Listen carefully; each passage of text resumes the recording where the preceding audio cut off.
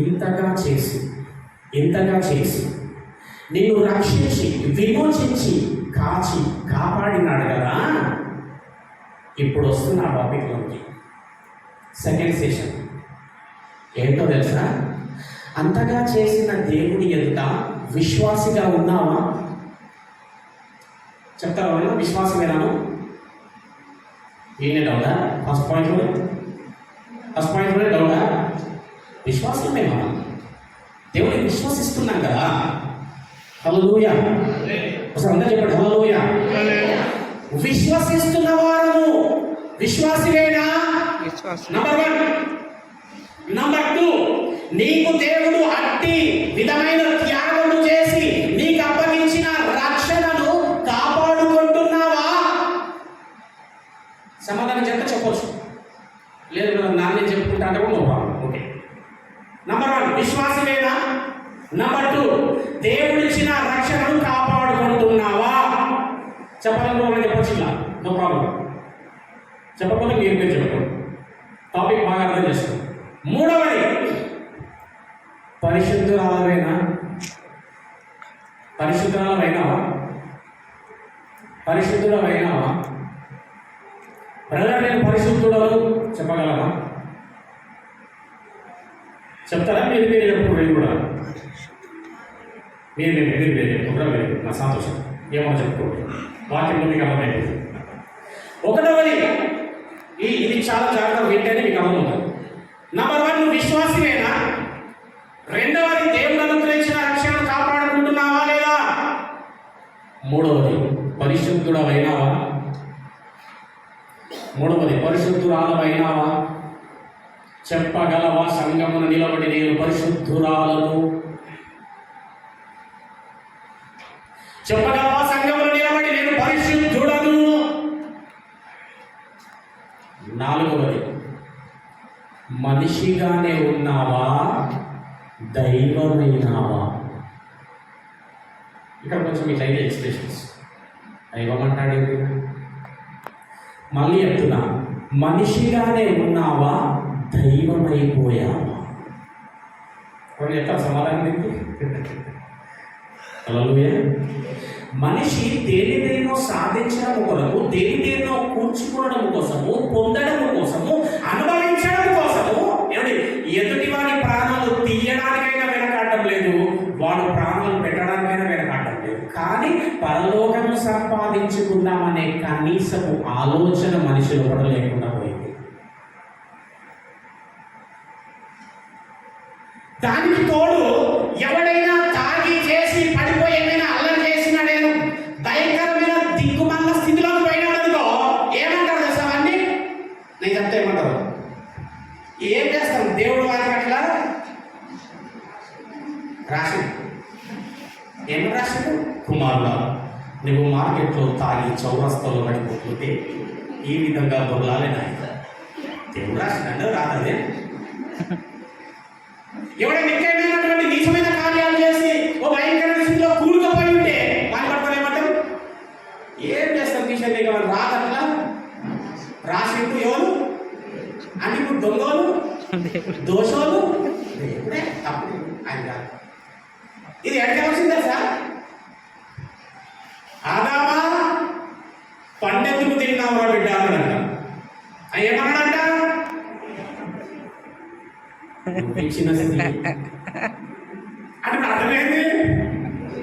తప్పు నేనుగా చేసింది, నువ్వే పోలీమంటారు. నేను స్త్రీ చూసినావా? నువ్వు ఇచ్చిన స్త్రీ వల్ల నన్ను మీరికి నువ్వు ఎందుకు తిన్నావని? ఆ స్త్రీకి నువ్వు ఇచ్చిన స్త్రీయే, ఆమె కూడా ఎదురైపోయినది కాదు. అట్లాగా ఒక కుటుంబంలో కానీ వారి వ్యక్తిగత జీవితంలో కానీ ఏదైనా నీచమైన నికృష్టమైనటువంటిది వాడు చేస్తే ఏం చేస్తాం? దేవుడు వాళ్ళ రాతట్లో రాసిందంట. తన రాత గురించి దేవుడు చెప్తా, ఒకసారి మెసేజ్ చెప్తా. దేవుడు రాసిన రాతనా ఇంకేదైనా రాత ఉందా నేను చెప్తా. అట్లాగా మనుషులు ఏమి చేసినా దేవుడి పైన దేవుడిని తోసిగా చేస్తున్నారు. కానీ ఆ దేవుడు ఏం చేస్తున్నాడు తెలుసా? ప్రసంగి 7వ అధ్యాయానికి వెళ్ళండి. ఎవరైనా ఇప్పటి నుండి అవునాక మరి వారి అట్లా కుట్టి ఏమది బాగుండేది, దేవుడు వారి అట్లా ఎందుకు కుట్టియాలి, దేవుడు నన్ను ఎందుకు అట్లా కుట్టియాలా, దేవుడు అట్లా చేస్తుంటే ఏం చేస్తుండు అనేటటువంటి ప్రశ్నలు వేస్తారు కదా.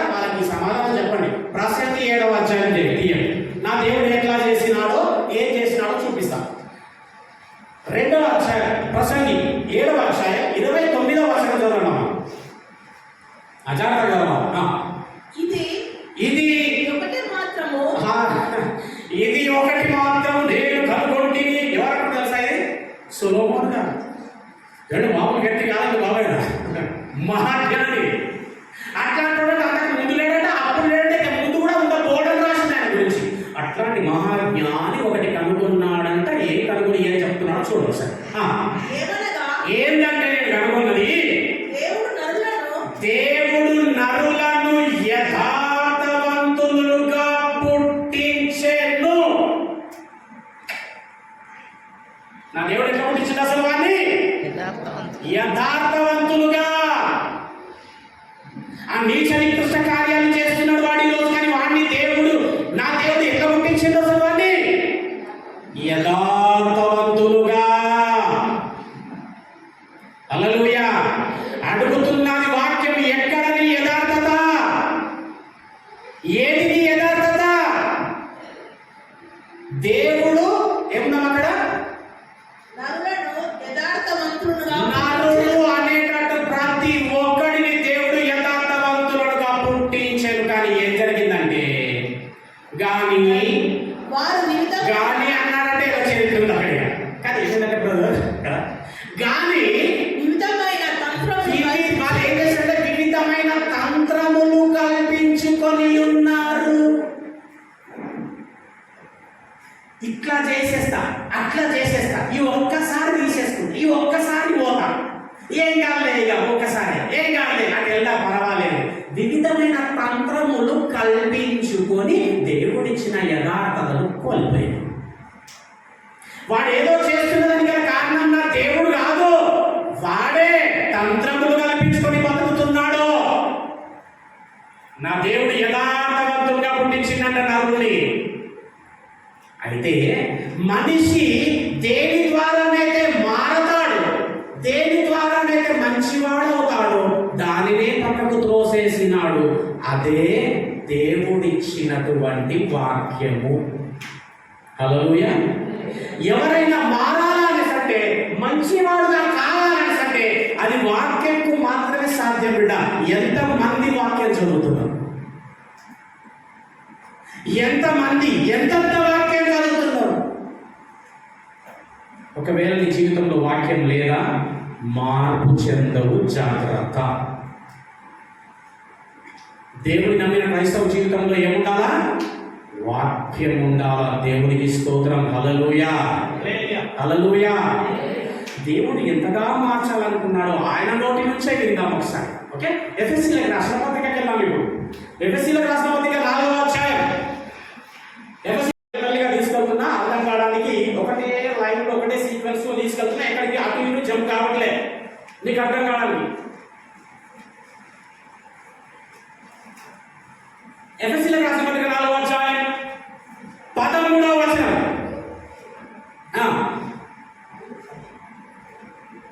ఎఫెసీ 4:13 ఎవరు చేసిన చదవండి, మంచిగా వినాడమ్మా. పరిశుద్ధులు. చాలా కరెక్ట్. దేవుడు ఏమంటున్నాడంటే పరిశుద్ధులు సంపూర్ణులగునట్లు. అంటే దేవుడు ఏం చేయాలనుకున్నాడు? మనిషిని ఎంతగా మార్చాలనుకున్నాడమ్మా?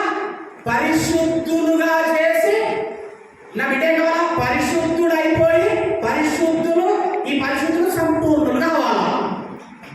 అమ్మ, అందరికి అర్థమవుతుందా? ఎందుకంటే చాలా పిండ్ర సైలెంట్ ఉన్నారు, అందుకు అర్థమవుతుందా? అర్థం కాదు ఒకసారి చేయలేపండి, నేను మళ్ళీ చెప్తాను. No problem. రైట్. దేవుడు మనిషిని ఎంతగా మార్చాలనుకున్నాడు? నా బిడ్డ పరిశుద్ధుడు కావాలా? ఈ పరిశుద్ధుడు ఏం కావాలంటే సంపూర్ణుడు కావాలా. సంపూర్ణత అన్న పరిపూర్ణత అన్న ఒకటే, గుర్తుపెట్టుకోండి. సంపూర్ణత అన్న పరిపూర్ణత అన్న ఒకటేనండి. పరిశుద్ధుడు సంపూర్ణులగునట్లు అని ఉంది. అది పరిశుద్ధుడు సంపూర్ణుడు కావాలి. ఇప్పుడు నేను అడుగుతున్నా, పరిశుద్ధులు ఎవరు? మరి ఎక్కడున్నారు పరిశుద్ధులు? అడుగుతామా? పరిశుద్ధులు సంపూర్ణులు కావాలన్నారు కదా, పరిశుద్ధులు ఎక్కడున్నారు మరి? అందుకే నేను మొదట అడిగిన కొన్ని ప్రశ్నలు కదా. పరిశుద్ధుడు అయినావా? పరిశుద్ధురాలు అయినావా? అమ్మో, పరిశుద్ధుడు. ఎందుకంటే దేవుడు ఏమన్నాడు? నేను పరిశుద్ధుడను, మీరును పరిశుద్ధులైనడి. దేవుడు ఉద్దేశం ఏంటంటే పరిశుద్ధులు సంపూర్ణులు కావాలా. అడుగుతున్నా, మరి పరిశుద్ధులు ఎక్కడ? ఇంకోటి, పరిశుద్ధులు ఎక్కడో ఉంటేనే కదా ఈ మాట అంటాడు దేవుడు. పరిశుద్ధులు సంపూర్ణులు కావాలా అనేసి అంటే పరిశుద్ధులు ఎక్కడో ఉన్నారు. ఎక్కడ ఉన్నారో చూద్దాం. ఉన్నారు ఎక్కడున్నారో చూద్దాం ఒకసారి. అదే ఎఫెసీ 2వ అధ్యాయం. మొదటి ప్రశ్న, అమ్ములు విశ్వాసమేనా? చెప్పండి ఒకసారి, విశ్వాసమేనా? రైట్. దేవుడు ఇచ్చిన రక్షణను కాపాడుకుంటున్నావా? పరిశుద్ధుడమైనవా? మరి పరిశుద్ధుడమైనవా? No sound. మనిషిగానే ఉన్నావా? దైవమైనావా? అసలే సౌండ్ లేదు. దైవమే. అలా ఇప్పుడు పరిశుద్ధులు సంపూర్ణులగునట్లు అన్నాడు కాబట్టి పరిశుద్ధులు ఎక్కడో ఉంటారు. నేను ఆ పరిశుద్ధుల దగ్గర తీసుకుపోతా. ఓకేనమ్మా? రైట్. 2వ అధ్యాయం 19వ వచనం చూద్దామా? ఏమండి, నేను ఒక మాట అర్థమైతే కనీసం సపోర్ట్ కొట్టు. నీకు అర్థమైందని నాకు అర్థం కానీ, నాకోసం కాదు సపోర్ట్, కానీ మీకు అర్థమైతే సపోర్ట్ కొట్టుండి, లేకపోతే హల్లెలూయా అని చెప్పండి. ఎందుకంటే నీకు అర్థమైందని అసలు నాకు అర్థం కానీ నేను ఏది చెప్పినా ఇట్లనే వేసి కూర్చున్నాను. అసలు నేనేం చెప్తున్నాను నాకు అర్థం కాకుండా నాకు. హల్లెలూయా. 19వ వచనం చదవండి ఒకసారి. కాబట్టి కాబట్టి ఇక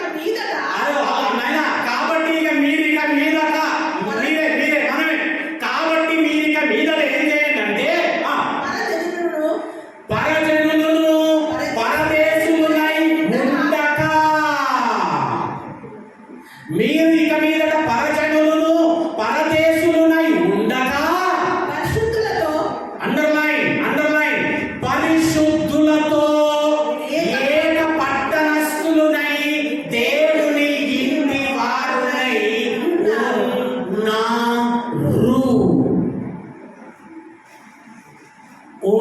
ఉంటారు కాదు, ఉండబోతారు కాదు, ఉన్నారు. ఇప్పుడు నేను మళ్ళీ ఇప్పుడు అర్థం కాలేదు నాకు తెలిసి. ఇప్పుడు నేను చదువుతా వినండి. ఆగండి. మీరు ఇక మీదట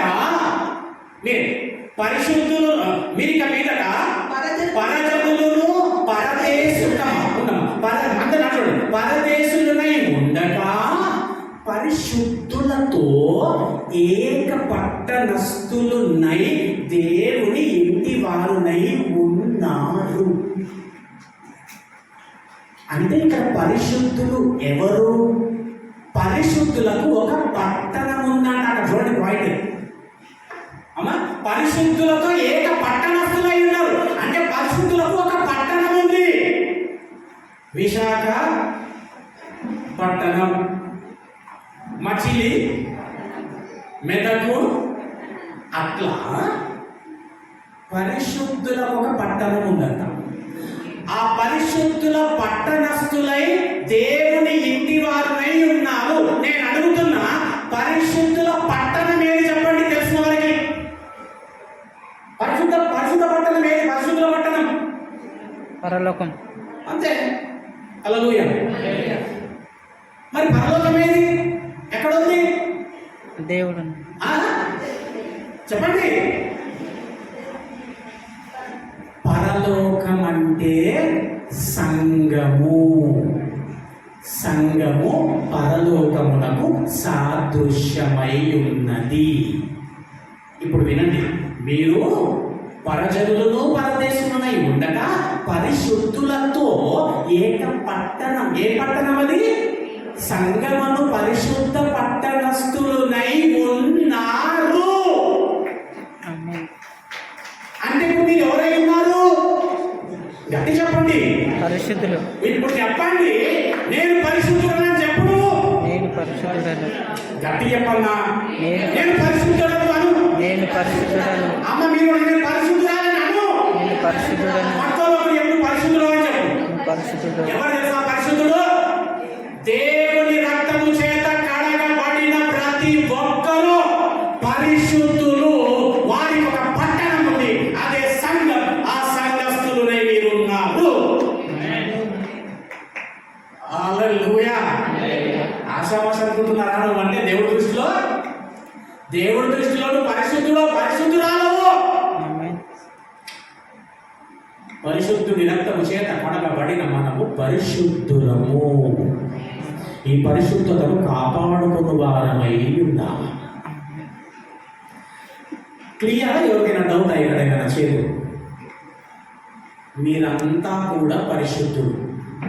ఆమేన్. మీరు పరిశుద్ధులతో ఏక పట్టణం అంటే సంగమనం అని అనబడే పరిశుద్ధ పట్టణస్థులనై దేవుని ఇంటి వారునై ఉన్నారు. మీరు పరిశుద్ధులు. ఆమేన్. ఆమేన్. ఇప్పుడు చూడండి, ఈ పరిశుద్ధులు ఏం కావాలని ఇప్పుడు అక్కడ ఎఫెసీ 4వ అధ్యాయంలో పరిశుద్ధులు సంపూర్ణులగునట్లు. ఇప్పుడు ఏం కావాలమ్మా? నువ్వేం కావాలా? సంపూర్ణుడు కావాలా, పరిపూర్ణురాలు కావాలా. ఎందుకో తెలుసా? పరిపూర్ణమైన వాడా, పరిపూర్ణమైన వాడా, పరిపూర్ణమైన వాడా, పరిపూర్ణమైన వాడా. నేను పరిపూర్ణుడను, మీరును పరిపూర్ణులై ఉండుడి. పరిశుద్ధులుగా చేసిన ఇక మీరు పరిపూర్ణులు కావాలి. ఎవరైనా బాప్టిజం తీసుకోగానే ఏమంటారు తెలుసా? మారిపోయింది రావాడు అంటాం. మారి కొత్త మారిపోడు కాదు. మార్పు అనేటటువంటిది జీవిత పర్యాంతరం జరిగేటటువంటి ఒక ప్రక్రియ.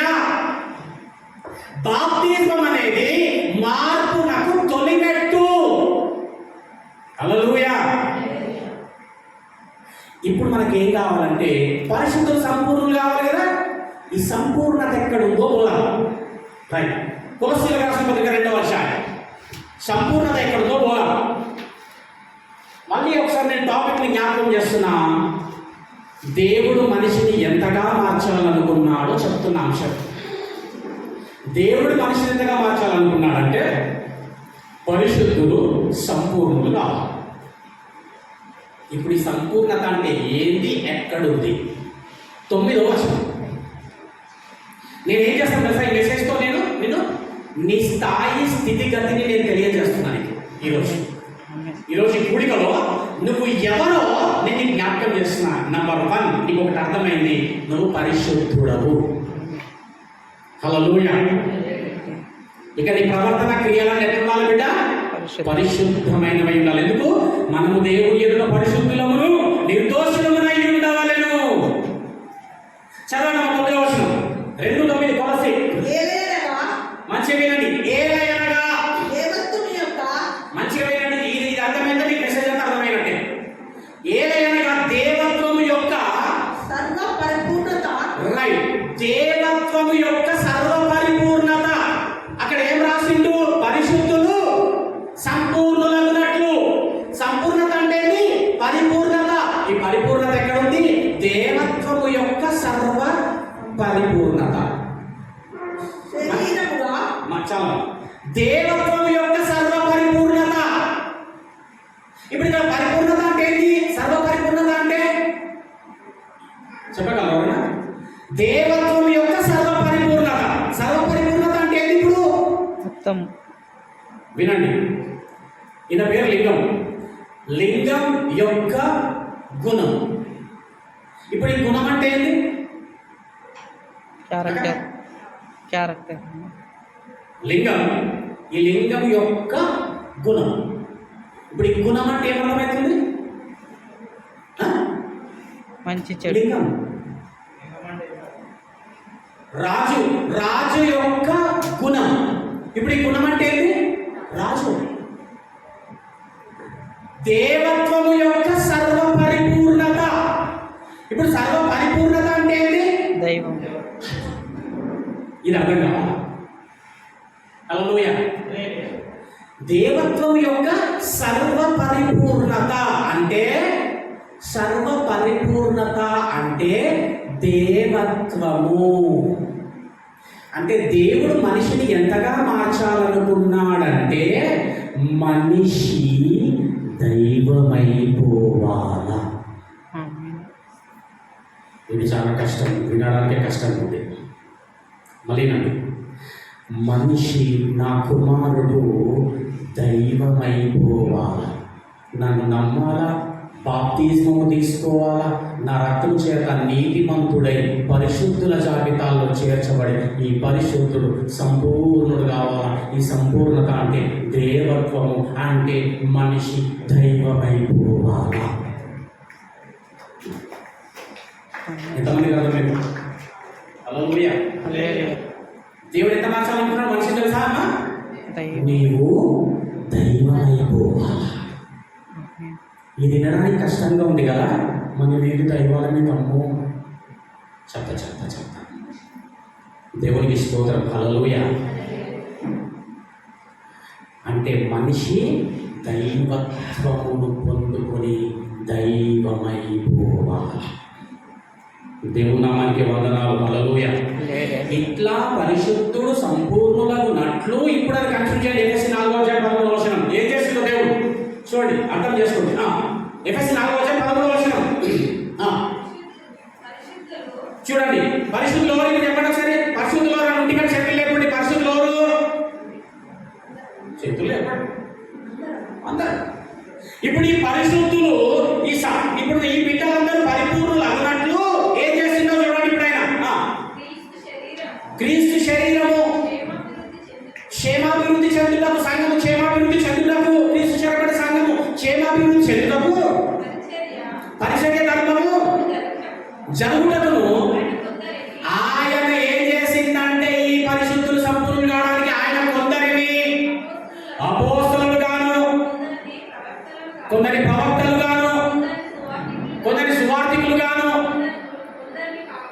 కొందరిని కాపరులు గాను, ఉపదేశకులు గాను నియమించిండు. వినమ్మా, ఇప్పుడు వీళ్ళందరూ ఏం చేస్తారు చెప్పండి? అపోస్తలుడు ఏం చేస్తాడమ్మా? ఏం చేస్తాడమ్మా? వాక్యం చెప్తాడు. ప్రవక్త ఏం చేస్తాడు? వాక్యమే చెప్తాడు. ఇంకా సువార్థికుడు ఏం చేస్తాడు? వాక్యమే చెప్తాడు. ఈ ఐదుగురు ఏం చేస్తారు? వాక్యమే చెప్తారు. ఎందుకు వీళ్ళు వాక్యం చెప్పడానికి నియమించిన దేవుడు? పరిశుద్ధులు సంపూర్ణులకు నట్లు ఈ ఐదుగురిని నియమించినాడు. అంటే ఒక మనిషి పరిశుద్ధతలోంచి సంపూర్ణతలోనికి, ఆ దైవత్వంలోనికి వెళ్ళాలనేసంటే వాక్యంతోనే సాధ్యం. కాబట్టి ఈ వాక్యము చెప్పడానికి వీరిని దేవుడు ఏర్పరచినాడంట. హల్లెలూయా. అంటే మనిషి ఆ విధమైన మార్పులోనికి వెళ్ళాలనేసంటే వాక్యము వలన సాధ్యము. ఈ వాక్యం చెప్పడానికి తన యొక్క శిష్యులను, తన యొక్క బిడ్డలను, సేవకులను దేవుడు ఎన్నుకొని నియమించినాడు. ఈ రోజు జరుగుతుంది ఏంటో తెలుసా? మన విషయంలో పరిశుద్ధులమైన మనలని దేవుడు పరిపూర్ణులు చెయ్యదలచి ఉన్నాడు. హల్లెలూయా. హల్లెలూయా. ఏమండి? చూడండి ఒకసారి కీర్తన 82వ అధ్యాయం. కీర్తన. మానవుడే మనిషి ఏం కావాలా? దైవం. అంటే మనిషి దైవమైపోవాలా. అసలు నీతిమంతుడు అంటేనే ఆవిడ కూడా పుట్టుతారు. నీతిమంతుడు కాదు. ఎందుకు భూమి మీద ఒక్కడంటే ఒక్కడు కూడా నీతిమంతుడు కాదు. కాబట్టి చెప్పాలా? నేను కూడా నీతిమంతుడిని. నా ప్రాణం ఎందుకు అంటున్నా నేను?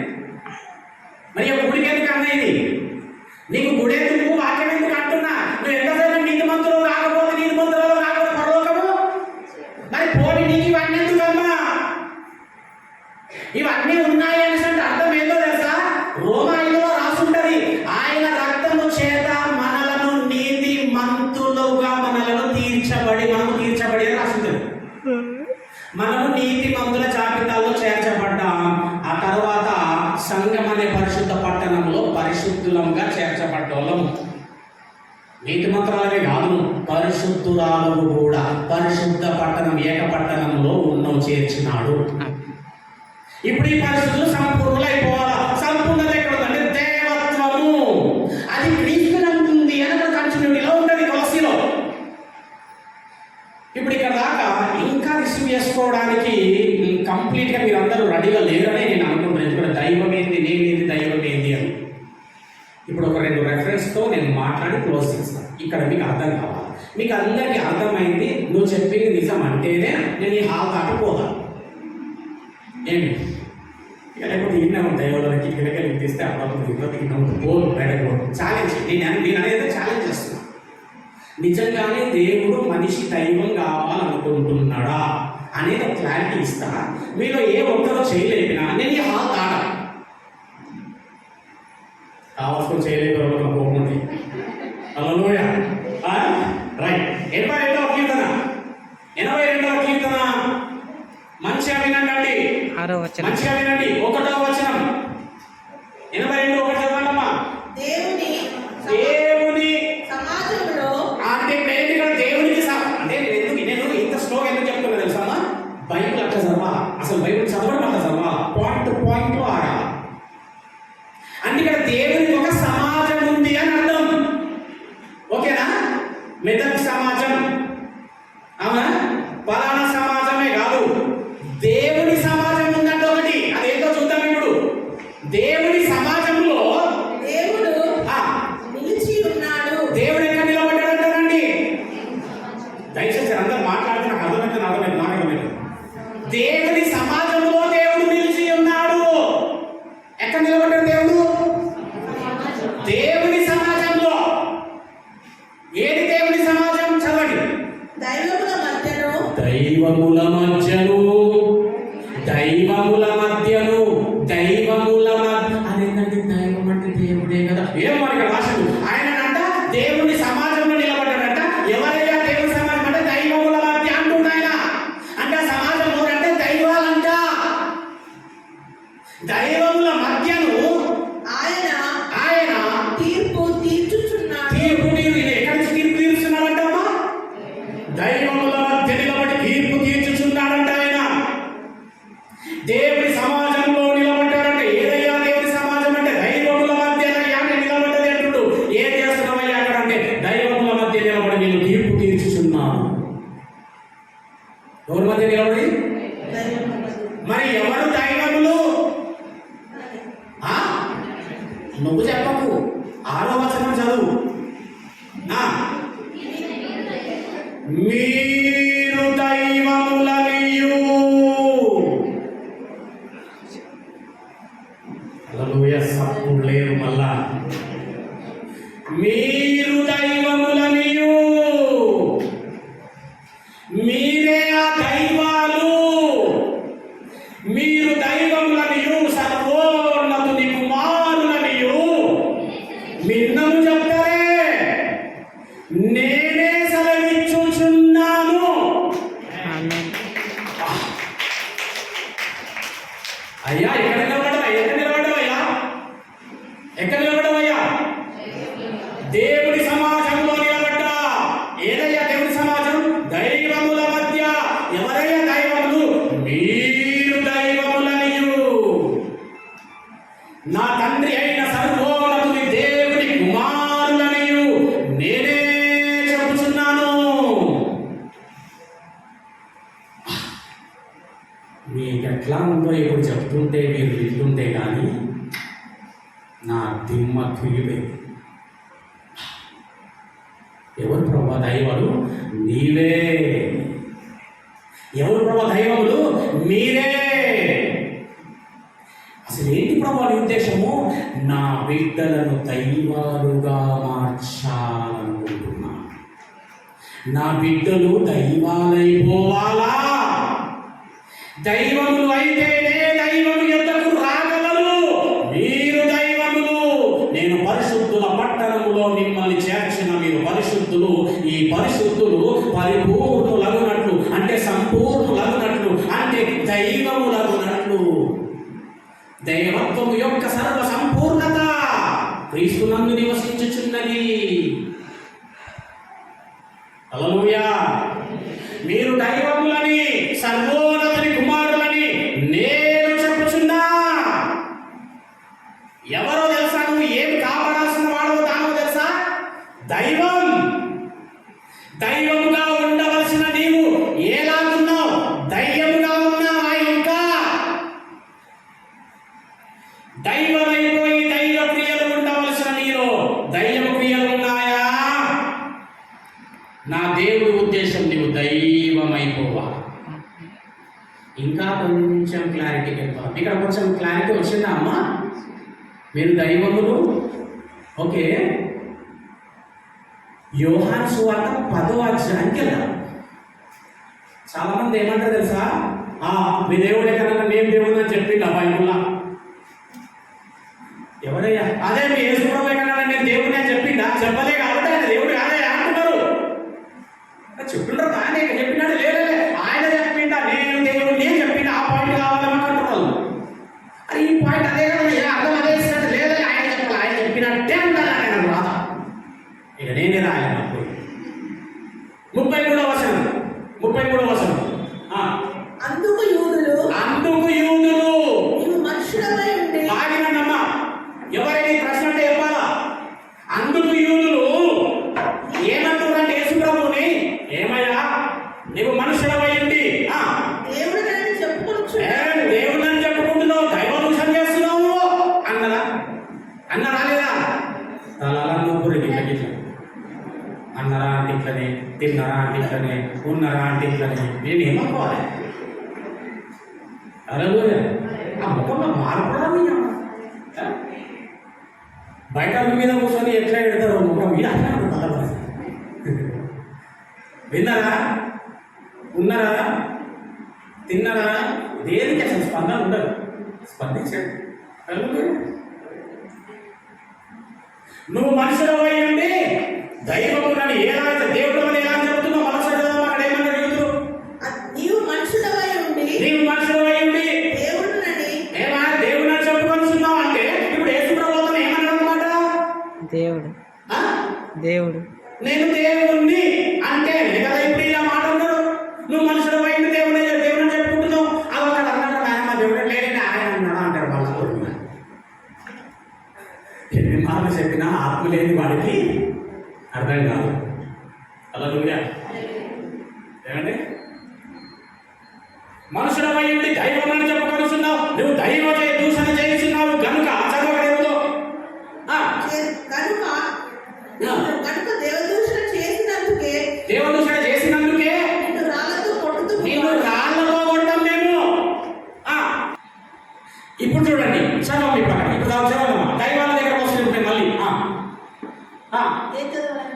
అదే కంటిన్యూ చేయండి 33 నుంచి.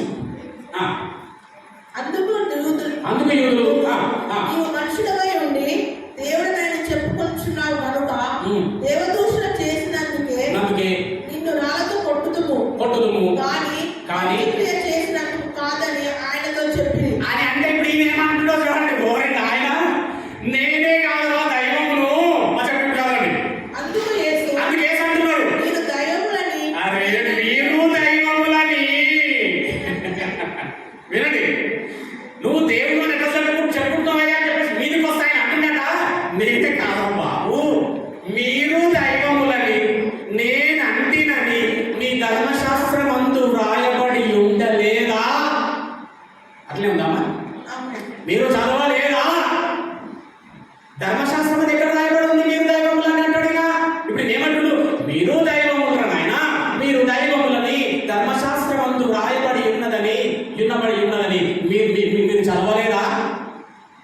ఎక్కడుందండి ధర్మశాస్త్రంలో? ఎక్కడుందండి ధర్మశాస్త్రం? తొందరగా చెప్పండి, టైం అవుతుంది. ఎక్కడ? ఇప్పుడు చదివినాము 82వ కీర్తనలో 6వ వచనములో మీ ధర్మశాస్త్రమందు రాయబడి ఉన్నదే మీరు దైవములని. అంతే. రేపు బయట పోయి 10 మంది నిలబడి నేను దైవములు అను. Same situation. రాముని ఏం మాట్లాడుతున్నావు? నేను ఏమో నల్ల మాట్లాడుతున్నావు. అన్నాడు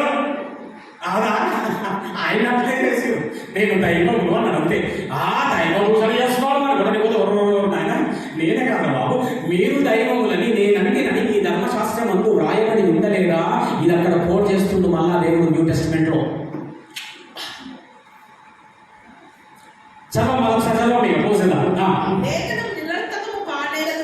లేఖనమా మళ్ళీ మీది చదువు సార్. మీరు దైవములని మీరు దైవములని మీరు దైవములని నేనంటే నేనా నేనా నేనా ఏ దేవుడు అంటున్నాడైనా మనల్ని మీరు దైవములని నేను అంటేనని ఈ ధర్మశాస్త్రంలో వ్రాయబడి ఉండలేదు. ఉండలేదా బిడ్డ? మీరు మామూలు వ్యక్తులు కాదు, మీరు పరిశుద్ధులు. మీరు ఇప్పుడు సంపూర్ణులు కావాలా. సంపూర్ణత అంటే దైవత్వం. నాకు ఒక విషయం చెప్పండి, ఎవరు కన్నారు మనల్ని?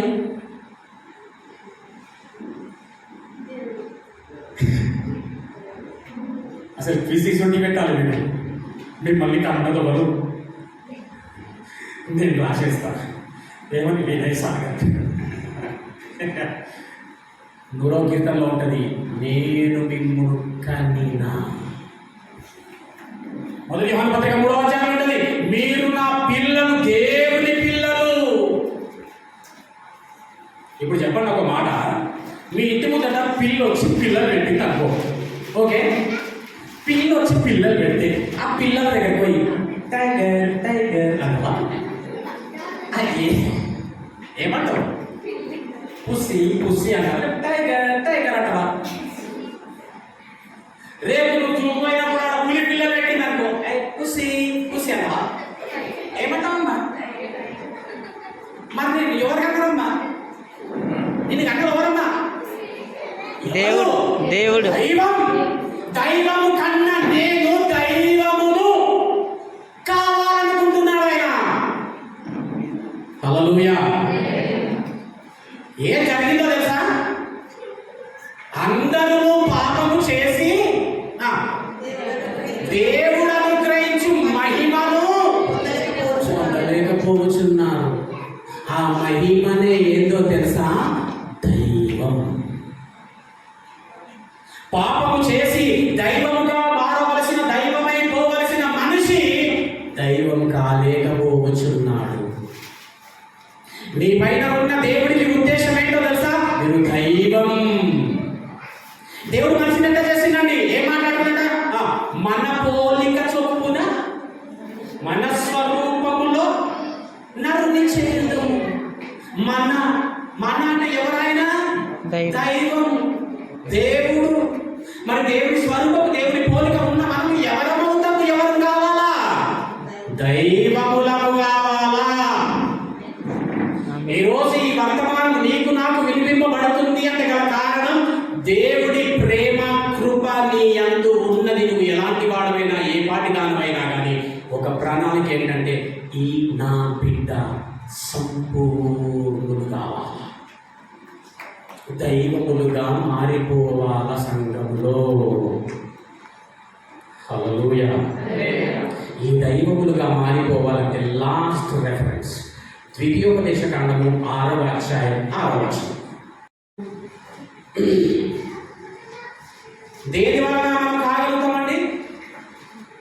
ఈ సర్వసంపూర్ణులో ఎప్పుడు అవుతాం మనము? దేని వలన? వాక్యము.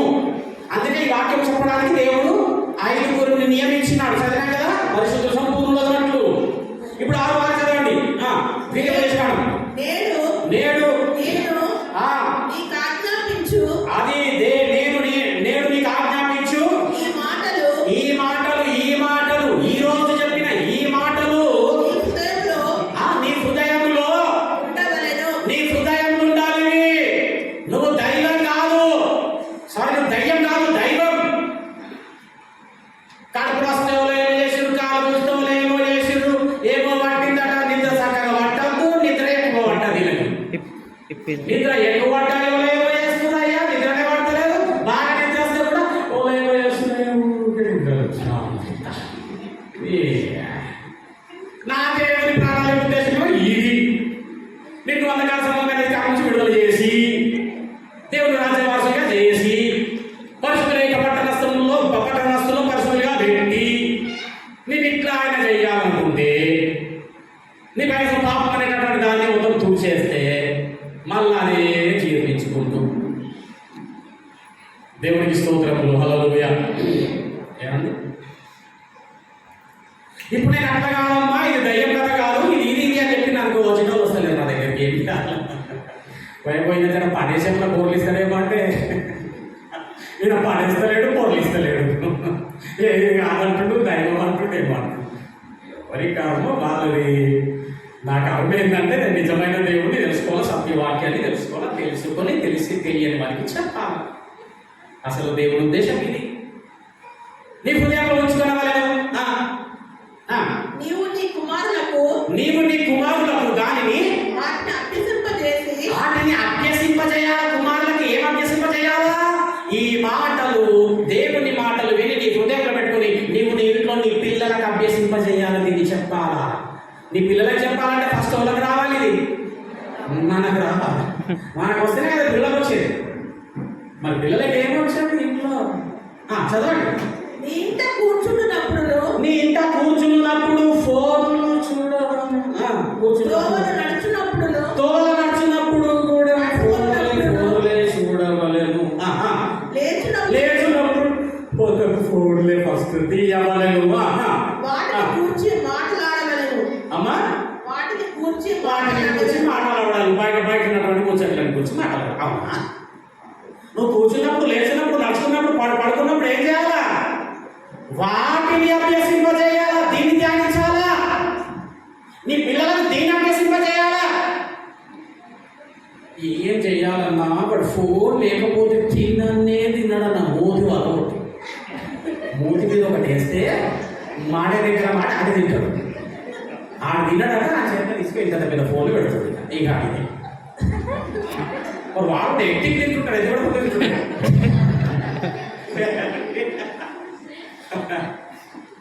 ఇలాగపోతే మూడు పలగొట్టాలా? కుమారులకు ఏం వాడాలా? బెత్తం. పిల్లలకు బెత్తం వాడాలా? హల్లెలూయా. ఇంకా చాలా గొప్పగా కొంతమంది తల్లిదండ్రులు చెప్పుకుంటారు, ఏందమ్మా వాడు ఫోన్ అంటే, బ్రదర్ వాడే యూట్యూబ్కి వెళ్ళిపోయి ఇట్లా ఓపెన్ చేసి అందుకే వాడు రాలేనంక తెలుస్తుంది. ఇంకా బొక్కే పని అనేది అప్పుడు తెలుస్తుంది.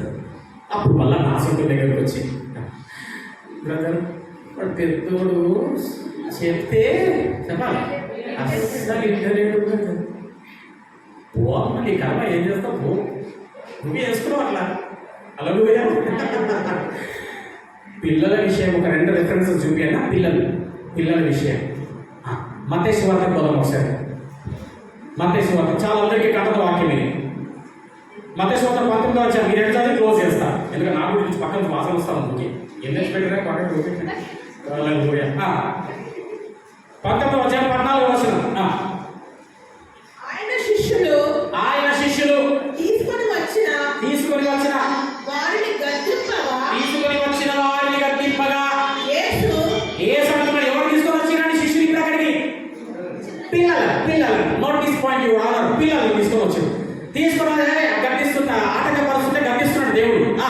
చిన్న పిల్లలను ఆటంకపరచకండి నాయన, వారిని నా యొద్దకు రానియుడి, పరలోక రాజ్యము ఇలాంటి వాళ్ళదే. అబ్బాయి తల్లిదండ్రులకి పడిపోయింది తల. ఏం పడిపోయింది? పిల్లలు ఏం చేసినా కానీ బేబీ కదా, ఎందుకంటే పరలోక రాజ్యం ఇక అలాగే కదా పడు. కాబట్టి ఆయన ఫోన్ చూసినా ఏం కాదు, అది ఎటువంటి పిచ్చి మాటలు మాట్లాడినప్పుడు పూర్తిగా ఫీల్ అయిపోతుంది. ఏంటా పిచ్చి మాటలని ఎవరు మాట్లాడిస్తారు తెలుసా? వాక్యంలోనే ఉంది. దయ్యం, సాతాను, అపవాది. బాల్యము నుండేనంట వాడి మనసు, బాల్యము మనసు చెడిపోయిందై ఉందట. ఇప్పుడు ఇలాంటి వాళ్ళ పర్వతరాజ్యం అమ్మదనైనా ఇప్పుడు 18వ అధ్యాయానికి వెళ్ళండి. 18:14 చదవండి. 19:14, 18:14 మర్చిపోకుండా జర పిల్లల విషయంలో. అలాగనే ఈ చిన్నవారిలో అంటే ఎవరండి చెప్పండి? పిల్లలు అంతేనా?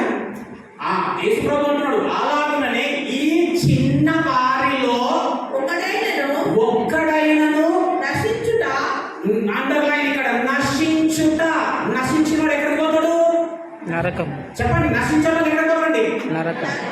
ఇప్పుడు వినండి, పరలోకమందున్న నీ తండ్రి చిత్తం కాదు అంటే అర్థమేంటో తెలుసా?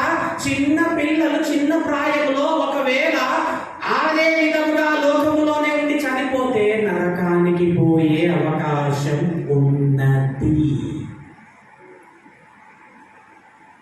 అందుకే ద్వితీయోపదేశ కాండంలో చూసుకుంటే నీ పిల్లలకు దానిని అభ్యసింపజేయు. పిల్లలకు లోకము విషయం అభ్యసింపజేయకు. యూట్యూబ్ గురించి, వాట్సాప్ గురించి, ఫేస్బుక్ గురించి, ఇన్స్టా గురించి అభ్యసింపజేయకు బిడ్డ. అదే పరిస్థితిలో కనుక చిన్న పిల్లలు కూడా చచ్చిపోతే నరకానికి పోతారు. అట్లా నశించుట తండ్రి చిత్తం కాదు. అందుకే ఎన్ని చోట్ల రాయబడింది పిల్లల విషయంలో, బెత్తము వాడిని తండ్రి వాడికి శత్రువు, ఎందుకంటే వాడు నరకం ఒకటి చేసిండు. బెత్తం వాడాలా, బాలుడు నడవవలసిన మార్గములు అన్ని నడిపించాలా, అంటే నడవరాని మార్గాలు కూడా ఉంటాయి. కానీ దేవుని ఉద్దేశం ఏమైందంటే దేవుని బిడ్డలు దైవాలుగా మారిపోవాలా. ఈరోజు ఈ వాక్యమును ప్రకటించడానికి గల ఉద్దేశము దేవుడు ఏమైందంటే మనల్ని దేవుడు దైవములుగా ఉద్దేశించేటంత ప్రేమిస్తున్నాడు. నేనైతే అది విశ్వసిస్తున్నాను. హల్లెలూయా, హల్లెలూయా. చెప్పండి, మనము దైవములము కావలసిన వారము. ఆమేన్. చెప్పండి, మనం దైవములం కావలసిన వారు. నేను దైవము కావలసిన దానము. నేను దైవం కావలసిన దానము. పక్కలో కూడా అదే మాట చెప్పండి, నువ్వు దైవం కావలసిన వాడువు. నువ్వు దైవం కావలసిన వాడు. వెంటనే చెప్పు, దయ్యం వేషాలు వేయకు. దయ్యం వేషాలు వేయకు. హల్లెలూయా. హల్లెలూయా. దేవుని కొద్ది వాక్యంలో మన ఆత్మని దీవించి ఆశీర్వదించును గాక. ఆమేన్. ఆమేన్.